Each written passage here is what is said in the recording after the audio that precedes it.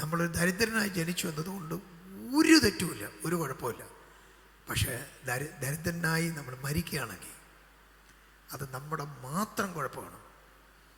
നമ്മളെപ്പോഴും ഞാൻ ആവർത്തിച്ച് പറയുന്നൊരു കാര്യമാണ്. ഒരു മനുഷ്യൻ ദൈവത്തിൻ്റെ വഴി നടക്കുക.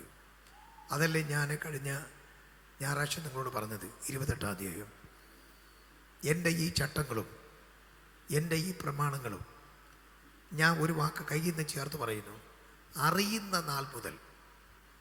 അറിയാത്ത ജനതയെ ദൈവം അനുഗ്രഹിക്കും. അറിയുമോ?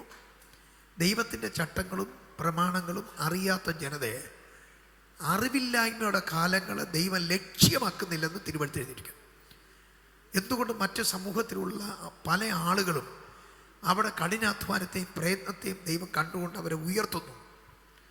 സംഭവം യഹോവയുടെ ദൈവത്തിൻ്റെ ചട്ടങ്ങളും പ്രമാണങ്ങളും അവർക്ക് അറിഞ്ഞുകൂടാ.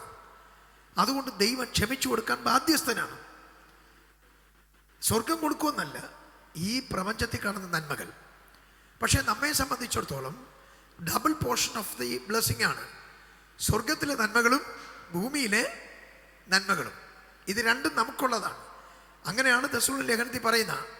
അങ്ങനെ ഭൂമിയിലെ നന്മകളും സ്വർഗീയമായ നന്മകളും നമുക്കും നമ്മുടെ കുടുംബത്തിനും തലമുറയായി ഒരു 1000 വർഷമൊക്കെ നിൽക്കത്തക്ക നിലയിൽ ലഭിക്കാൻ കർത്താവ് പറയുന്ന, എൻ്റെ വചനങ്ങളും എൻ്റെ ചട്ടങ്ങളും നിങ്ങൾ പ്രമാണിച്ച് നടന്നാൽ മതി.